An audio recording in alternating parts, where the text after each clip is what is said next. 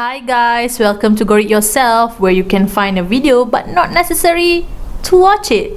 Dengar pun boleh. Dalam video kali ni, aku Faye nak buat satu review buku yang baru je aku habiskan, iaitu The Plague by Albert Camus. Assalamualaikum. Waalaikumsalam.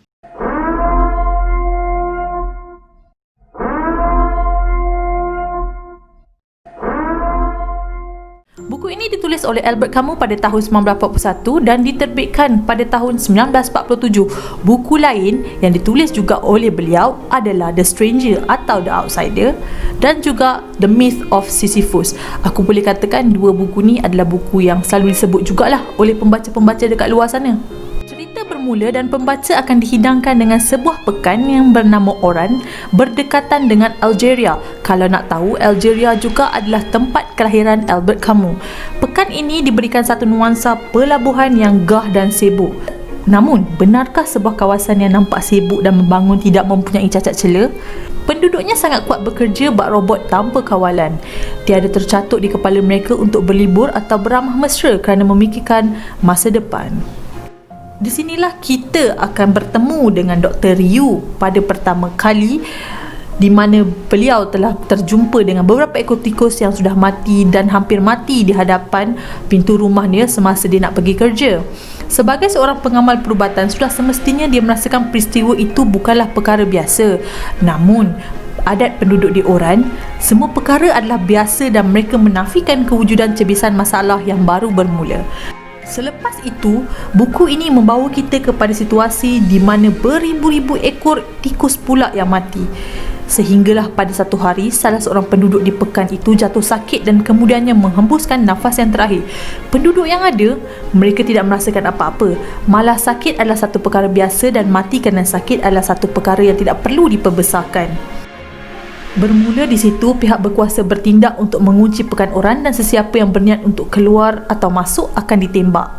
Dan di sini jugalah bermulanya perkataan The Plague di dalam buku ini.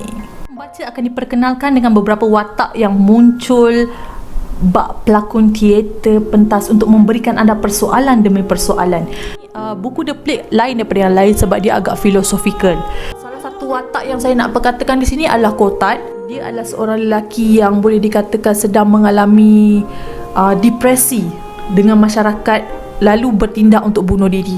Tapi watak ni akan berputar 360 darjah sepanjang perjalanan cerita. Kenapa 360 darjah? Sebab akhirnya dia akan berpijak dekat titik yang asal. Salah satu watak yang agak penting juga iaitu Jean Toro. Dia adalah seorang lelaki yang datang ke pekan Oran ni untuk bercuti, tapi akhirnya terkandaslah sebab lockdown. Watak dia jadi penting sebab dia adalah orang yang menyimpan diary, menulis perihal perkara-perkara yang terjadi ataupun tindak tanduk penduduk di pekan Oran semasa wabak ini berlaku. Watak Father Penelon memberi persoalan juga sebab pada permulaan cerita dia menghujahkan bahawa wabak yang datang ni adalah dugaan dan ketentuan daripada Tuhan. Peristiwa serangan wabak ini berlaku sekitar bulan April hingga Februari tahun berikutnya, dan di sini jugalah kita akan dihiburkan dengan gelagat masyarakat dekat pekan ni. Mereka masih cuba berlagak seperti biasa dengan lepak dekat bar, lepak dekat restoran. Kemudian mereka melalui fasa marah sebab aktiviti yang diorang sedang buat tu dah jadi satu benda yang rutin dan diorang dah jadi bosan. Lebih-lebih lagi, wabak ni seolah-olah meragut sifat kasih sayang yang masih ada walaupun sedikit dekat dalam hati mereka. Seperti contoh, mereka terpaksa berhadapan dengan express funeral yang sedikit sebanyak mengesankan jiwa mereka.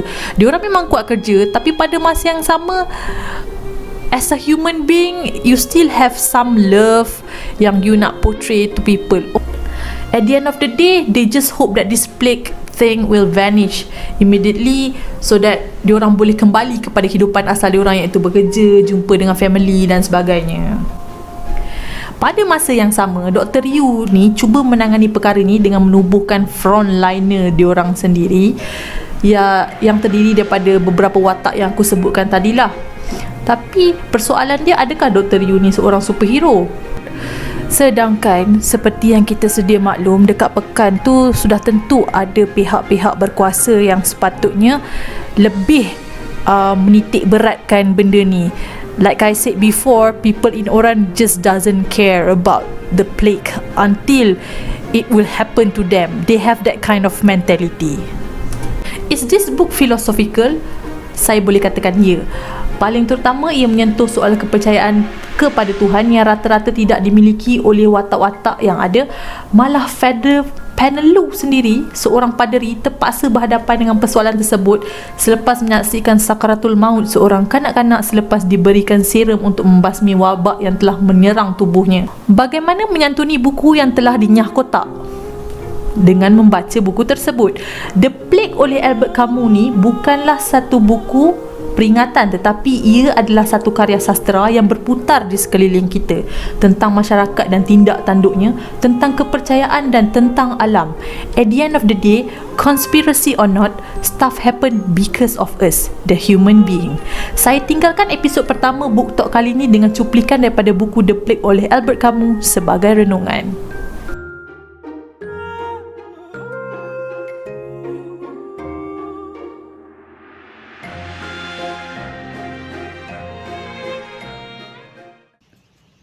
Salam alaikum.